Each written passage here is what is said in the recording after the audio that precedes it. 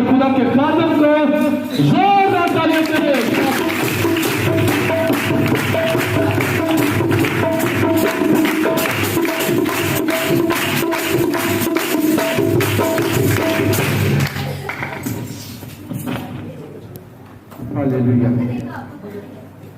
यकीनन आज आप खुदा के कलाम को उस बुनियादी को सुनने के लिए तैयार है, इसलिए मैं चाहता हूँ कि अपने लिए एक दफा जोरदार ताली बजाएं।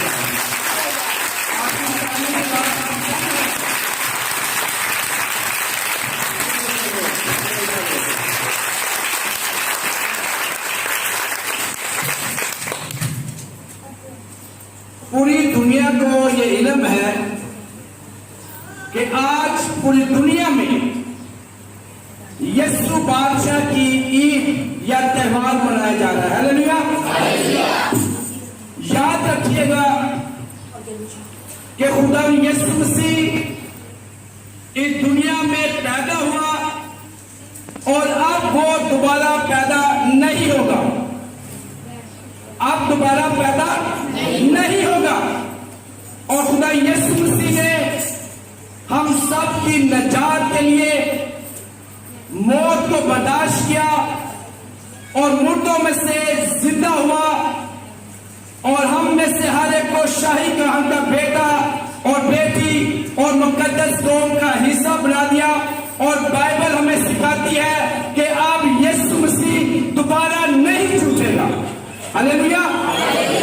लेकिन आज जो ईद हम मना रहे हैं ये ऐसी ईद है कि यीशु दोबारा पैदा नहीं होगा, यीशु दोबारा जिंदा नहीं होगा, लेकिन यीशु अपना तक बादशाह रहेगा। हालेलुया।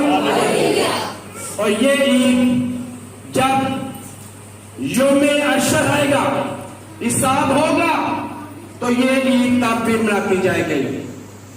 ये फिर भी ये ईद मनाई जाएगी और जब तक दुनिया है कायम और दायम है ये ईद हर साल यीशु बादशाह की मनाई जाएगी।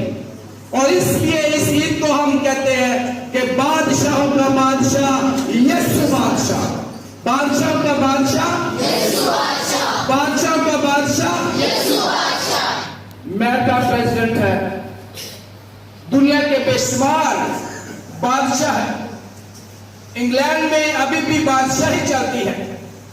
अरब अमारात में भी बादशाही चलती है, लेकिन इन सब का बादशाह है वो है यीशु जिंदा खुदा।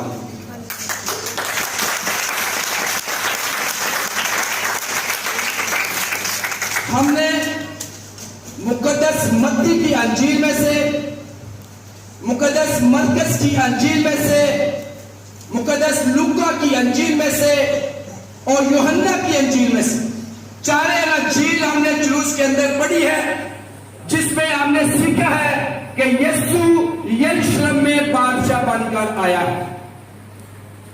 अब ये सोचने वाली बात है कि यीशु खुद ही बादशाह बन गया है, खुद ही गधी के ऊपर बैठकर, गधी के बच्चे पर बैठकर आ गया है।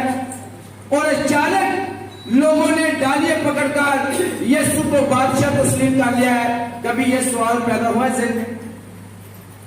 और अगर है तो होना चाहिए कि यीशु मसीह एक अपनी खिदमत सर अंजाम दे रहे हैं, अपनी जिम्मेदारी को पूरा कर रहे हैं, तालीम और तरबियत कर रहे हैं, मौजूदात कर रहे हैं, बादशाही की खुशखबरी सुना रहे हैं और अचानक यहां पे वो बादशाह बन गए। लेकिन खुदा यीशु मसीह में मेरे अजीज भाइयों बहनों, ऐसा नहीं है, ऐसा नहीं है। यीशु मसीह की पेशन गोइयां से लेकर आज जो मुस्तकबिल में होना है वहां तक बाइबल मुकद्दस उसके बारे में पेशन गोइयां और नबूवतें करती रही। बाइबल मुकद्दस हमें सिखाती है कि 350 से ज्यादा ऐसी नबूवतें हैं, ऐसी पेशन गोइयां हैं जो यीशु मसीह के बारे में एक एक नबूवत बताती है। बाइबल हमें बताती है कि यीशु मसीह ने जो भी दुनिया में आकर काम किया वो अपने एक मंसूबे के मुताबिक और वो बाइबल मुकद्दस के मुताबिक अपनी तरफ से कुछ ना बढ़ाया है ना कम किया है, बल्कि खुदावन के कलाम के मुताबिक, उसकी नबूवतों के मुताबिक, उसकी पेशन गोई के मुताबिक खुदा के कलाम को बढ़ाया है। हालेलुया। अगर हम बादशाह के बारे में सोचें तो यीशु मसीह को मुख्तलिफ अंबिया कलाम ने यीशु के लक़ब दिए कि यीशु जो होगा वो अब्दी बादशाह होगा। यहां पे कहीं पे लिखा होगा अब्दी बादशाह, ये लिखा होगा अब्दी बादशाह। ये यशायाह नबी ने और दानियल नबी ने अपनी किताबें मुकद्दस में लिखा है कि वो अब्दी बादशाह, यानी उसका एक एंड नहीं है, उसका खात्मा नहीं, अब्दुल्ला आबाद तक हमेशा तक उसकी बादशाह रहेगी और वो दुनिया का अब्दी बादशाह कहलाएगा। दुनिया के बादशाह कुछ अरसे के लिए रहते हैं और मर जाते हैं, खत्म हो जाते हैं, उनके तख्त गिरा लिए जाते हैं, लेकिन यीशु के तख्त को कोई नहीं गिरा सकता। हालेलुया। इसलिए वो अब्दी बादशाह और इसके साथ वो ममसू बादशाह, मसाशुदा बादशाह है, अनोटेड किंग है, वैसे नहीं बन गया बादशाह। खुदा का कलाम फरमाता है कि वो मसाशुदा बादशाह, वो मसाशुदा खुदा से मसा हो चुका है और वो दुनिया का और आसमान का और दुनिया का दोनों का बादशाह कहलाएगा, पूरी कायनात का बादशाह कहलाएगा। अगर हम इससे आगे जाएंगे, अब्दी बादशाह, यहां पे ममसू भी लिखा होगा कहीं, वो लिखा हुआ है, और इसके साथ इलाही हस्ती है, वो ऐसा बादशाह, वो इलाही है, उसका दुनिया में कोई जोड़ नहीं है, ऐसा बादशाह है कि वो इलाही बादशाह कहलाता है। और इसके साथ हम देखते हैं कि खुदा का कलाम फरमाता है सैमुएल नबी की किताब में और सलातीन की किताब में कि जो बादशाह इसराइल को खुदा की चुनी कौम का बादशाह होगा वो दाऊद की नस्ल से होगा, वो यस्सी की नस्ल से होगा। और दाऊद जो बादशाह है उसकी नस्ल में से ही बादशाह होंगे और इस कौम के चुने जितने भी बादशाह होंगे वो इसी नस्ल में से होंगे, दाऊद की नस्ल में से होंगे, बड़े मीन की दूसरी नस्ल में से नहीं होंगे। लेकिन जो यहूदा का बपशे यीशु है वो दाऊद की नस्ल में से पैदा होगा। अब खुदा का कलाम हमें सिखा रहा है कि यीशु अचानक यरूशलेम में एज ए बादशाह नहीं गया, बल्कि वो अब्दी बादशाह है, वो मसाशुदा बादशाह है, वो इलाही बादशाह है। और वो दाऊद के घराने खुदा कलाम फरमाता है कि जब खुदा की चुनी कौम को बचाया जाएगा, दुनिया में ऊंचे किया जाएगा, सरफराज किया जाएगा, तो उसी कौम में से बादशाह आएगा, उनको बचाएगा। और बाइबल मुकद्दस कहती है कि वो यीशु बादशाह है, वो दाऊद की नस्ल में से है और दाऊद की नस्ल में से ही ऐसा बाइबल मुकद्दस फरमाती है कि बादशाह आएगा जो उस कौम को सरफराजी देगा। बाइबल मुकद्दस फरमाती है कि यशायाह 7 में कि ये बादशाह जो होगा ये बिन बाप क्या होगा, ये कुंवारी से होगा, इसका कोई बाप नहीं होगा जो कहे कि मैंने इसे पैदा किया है। ये इलाही बाप होगा, ये इलाही खुदा का बेटा कहलाएगा। और खुदा का नाम फरमाता है कि ये बादशाह जो है वो कुंवारी से पैदा होगा। हालेलुया। और कुंवारी से जब पैदा होगा तो खुदा का कलाम हमें सिखा रहा है कि वो कहीं और जगह से नहीं, वो बैतलहम में से आएगा, उसकी पैदाइश बैतलहम में होगी। ये अमन का बादशाह होगा, ये बादशाह ऐसा होगा जो बैतलहम में पैदा होगा। और खुदा का कलाम फरमाता है कि ये बादशाह जो नजात देता होगा, लोगों को नजात देगा,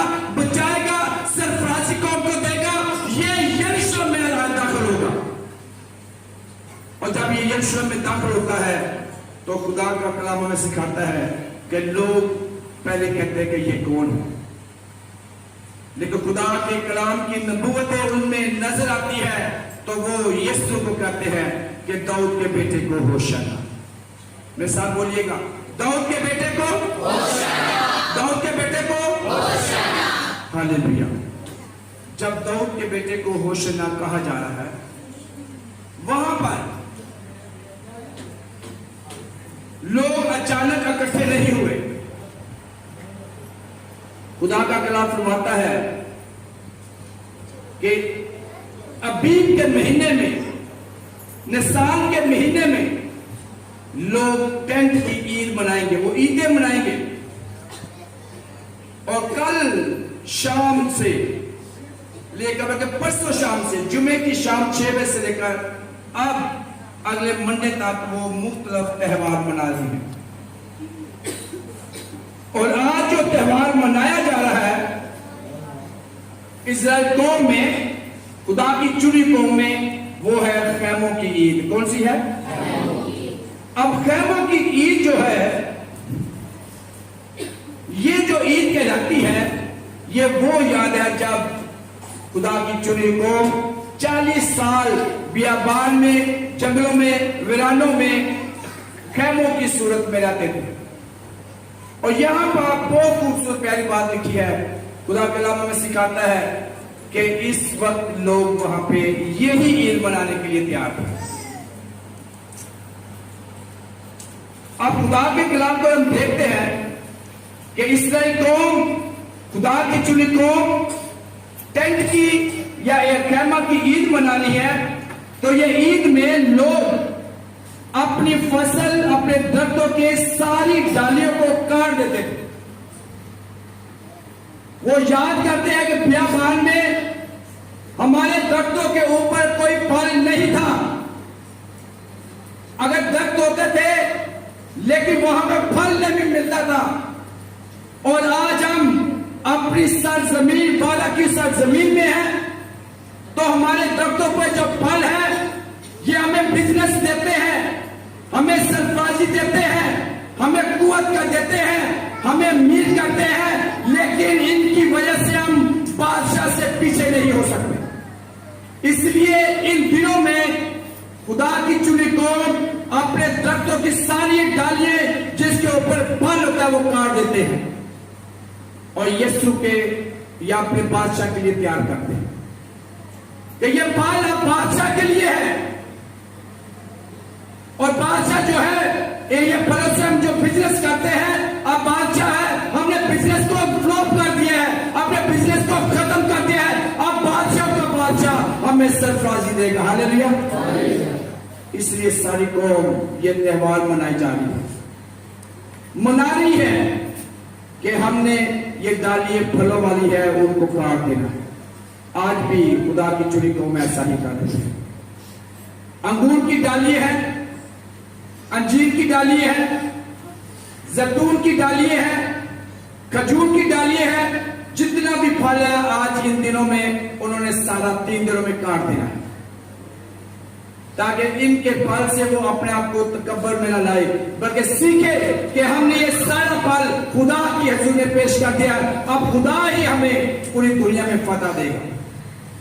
और यहाँ पे यीशु वहां पे आ चुका है और पूरी दुनिया वहां पे अपनी डाली काट कर रख रहे हैं। हालेलुया के नारे, होशाना के नारे लगा रहे हैं, दाऊद के बेटे को होशाना के नारे लगा रहे हैं। और जब खुदा की चुनी कौम जानती है कि जब उनका बादशाह, फतह का बादशाह जंग जीत कर आता था तो वो उसके लिए गाते बजाते थे, लेकिन जब कोई बादशाह इनकी रियासत में दूसरे ममालिक से आता, अगर वो घोड़ा लेकर आता, हाथी लेकर आता, तो ये डट कर उनका मुकाबला करते। लेकिन अगर कोई गधी पर या गधी के बच्चे पर सवार होकर आता तो ये पूरी कौम रास्तों में अपने कपड़े बचा देती, उसको खुशामदीद करती। उसको वेलकम करती कि अमन का बादशाह आया है हमारे साथ सुलह करने के लिए। यही सबब है कि जब यीशु मसीह गधी के बच्चे पर सवार होकर यरूशलेम के अंदर दाखिल होता है तो लोगों ने यह सीखा हुआ था कि अमन का बादशाह गधी पर आएगा, और लोगों ने पहचान लिया कि अमन का बादशाह इस यरूशलेम में दाखिल हो गया। रोमी हुकूमत कत्लो गारत कर रही है, लोग लड़ रहे हैं, फसाद बर्पा कर रहे हैं, लेकिन अमन का बादशाह बड़ी हलीमी के साथ जिक्रिया नबी की मार्फत जो पेशन हुई है उसके मुताबिक यरूशलेम में दाखिल हो रहे हैं। एक और खास बात बताना चाहता हूं, अब यहां पे खुदा यीशु मसीह अपने शागिर्दों के साथ, लोगों के साथ, बड़े अमन के साथ यरूशलेम में दाखिल हो रहे हैं, और दूसरी तरफ जो है बरअब्बा, जोनातास, मेगातुस, ये तीन जो यहूदी कौम के खास सरबराह है और रोमी हुकूमत के मुताबिक वो बागी हैं, डाकू हैं, वो उन्होंने एक प्लान किया है कि इन दिनों में हुकूमत का ख्याल है, रोमी हुकूमत का ख्याल है कि लोग जो यहूदी है वो अमन की ईद मना रहे हैं, टेंट की ईद मना रहे हैं, इसलिए उनका ध्यान इस तरफ नहीं होगा, इसलिए इन्होंने अपनी फौज के साथ क्या हमला किया ताकि लोगों को कंट्रोल कर सके, रोमी हुकूमत को खत्म कर सके। अब यहां पे गोल्डन गेट जो यरूशलेम का अमन का गेट है, वहां से यीशु दाखिल हो रहा है, और दूसरी तरफ से रोमी हुकूमत के ऊपर इन्होंने और इनकी फौज ने एक बॉल अटैक जो है हमला उन पे कर दिया। उस वक्त दो बादशाह समझ अंदर जा रहे हैं यरूशलेम में, एक तलवार के साथ, घोड़े के साथ, और दूसरा अमन के साथ, डालियों के साथ, खुदा के दिए फलों के साथ, और ऊंट गधी के बच्चे पर। और ये तीनों जो है यानी कि पूरी फौज गिरफ्तार होती है, और इन तीनों को आगे जाकर हम देखेंगे कि उनको सलीब भी मिलती है, क्योंकि वो बागी कहलाते हैं, हुकूमत के खिलाफ होते हैं, तो उस तरह उनको सलीब दी जाती है और खिलाफा को छुड़ा दिया जाता है। अब खुदावंद का कलाम हमें सिखा रहा है कि यीशु मसीह गोल्डन गेट में से अंदर दाखिल हुआ,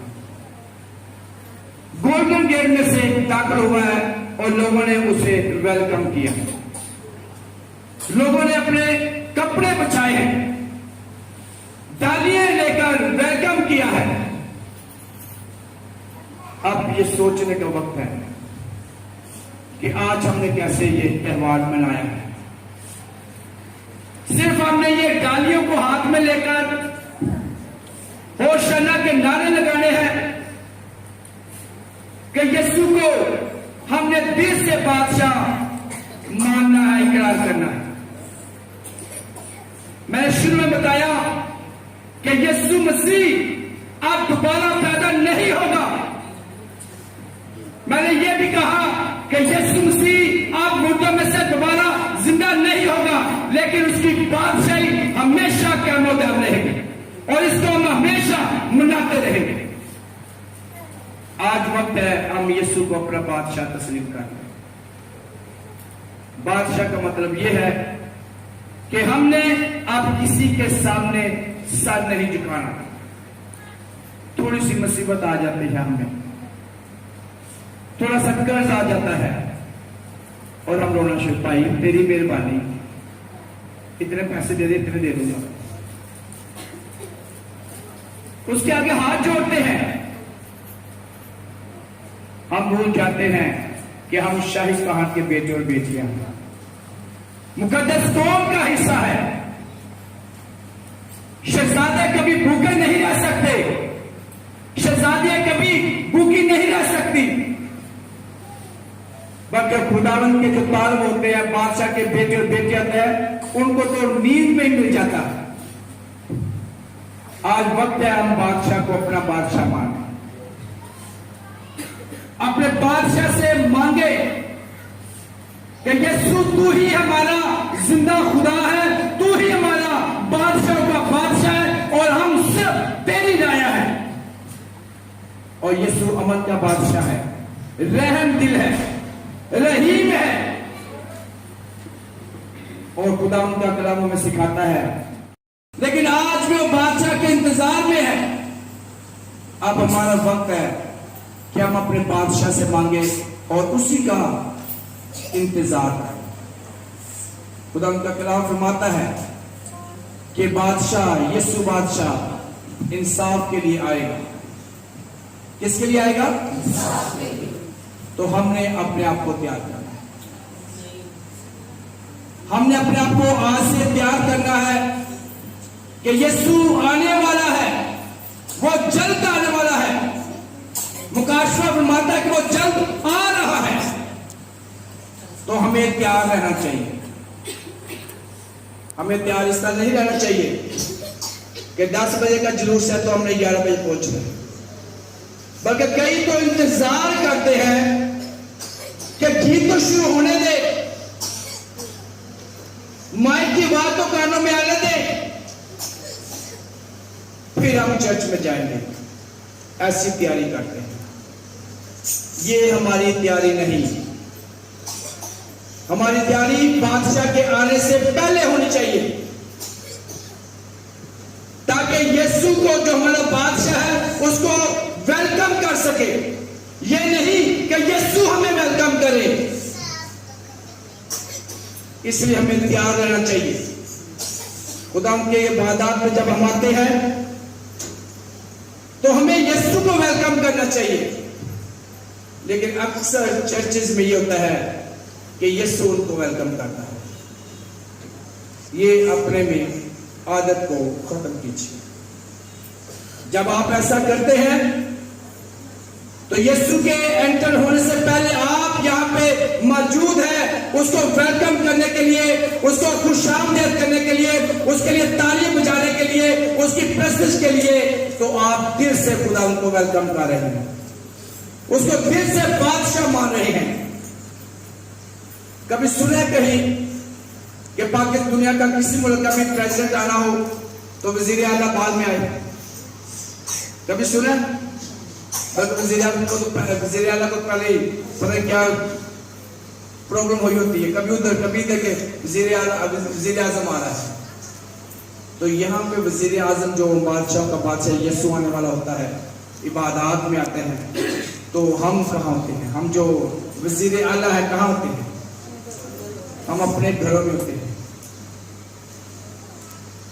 एक दफा एक फकीर आता है, मांगता है, 2 दरवाजे खुलते हैं, एक दरवाजा खुलता है। वो कहता क्या है? कहता अल्लाह के नाम पे कुछ दो। देखता है पीछे हो जाता है। एक दूसरा आदमी आता है, उसे भी कहता है अल्लाह के नाम पे दे।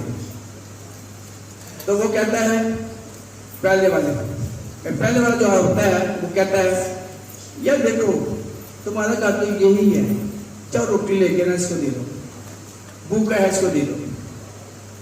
मेरा घर तो वो ये है, लेकिन जिसका घर दूर है उसको कहता तुम्हारा तो घर यही है, क्या 2 मिनट लगे ले आओ, लेकिन मेरा घर इतना दूर है, वो ये है। 2 सदी का खोखा स्टाफ वाले जंगीर टोल वालों का घर कहाँ है? लेकिन नहीं, उनका घर नजदीक, उनका घर और मोहल्ले वालों का घर कितना दूर। ऐसा ही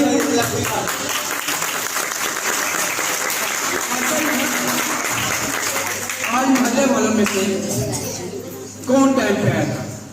सबसे पहले तो मरियम आ गई, फिर ये आ गई।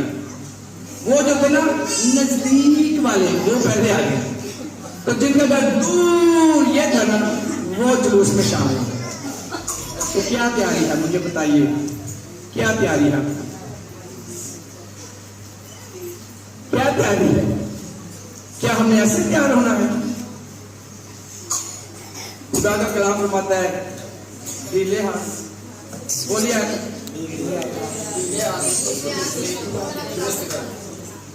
ढीले हाथ और तो अभी भी जो यहाँ पे नजदीक रहे वो ढीले हाथ वाले हैं, हाथ वाले ढीले जेन वाले हैं, वो एक्टिव हो जाए। दूसरों का इंतजार ना कीजिए, अपनी तैयारी कीजिए, क्योंकि यीशु जल्द आने वाला है। बादशाह का बादशाह जल्द आने वाला है। आप जो यहां पे रहते हैं, आपकी मौजूदगी पहले होनी चाहिए। उन्हें 15 मिनट पहले निकलना है घर से, और वो फिर भी 10 बजे से पहले आ जाते हैं, क्योंकि उनको पता है, उन्होंने सीखा है कि हम खुदावंद के लिए तैयार हैं। और जो यहाँ पे लेट आते हैं वो तैयार नहीं है। जितनी इबादत होनी है तो हमें चाहिए कि हम वक्त पर यहाँ पे पहुंचे। बाद में कहते हैं आपका टाइम 10 बजे, पास्टर साहब टाइम पे शुरू कर दे। मैं 10 बजे शुरू कर लेता हूँ, यहाँ तो होते ही 10:30 बजे। यस, तो जो लेट भी आते हैं वो मुझे कहते हैं कि बड़ी लंबी बात कराई। तो मैं कहा भाई 10 से लेकर 12 बजे होनी है, इसमें चाहे आप 11 बजे आ जाए, चाहे 11:15 आ जाए, चाहे 10:15 आ जाए। मैं तो 12 बजे हमने शुरू करनी है, 11 बजे 10 बजे शुरू करनी है और 12 बजे खत्म करनी है। तो इसमें लेट क्या होगा? लेकिन हम खुद नहीं सोचते कि हम तैयार नहीं है, खुदा के कलाम के लिए तैयार नहीं है, उसकी प्रस्तुति के लिए नहीं तैयार।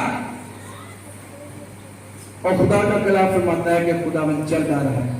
अगर हमने आज के त्यौहार से सीखना है कि यीशु बादशाह का बादशाह है, तो फिर यार आज से हमने ये सीख लेना है कि हम उसके वेलकम करने के लिए हमेशा टाइम पर आएंगे। खुदावंद आपको ऐसा करने की बरकत दे, यीशु मसीह के नाम में।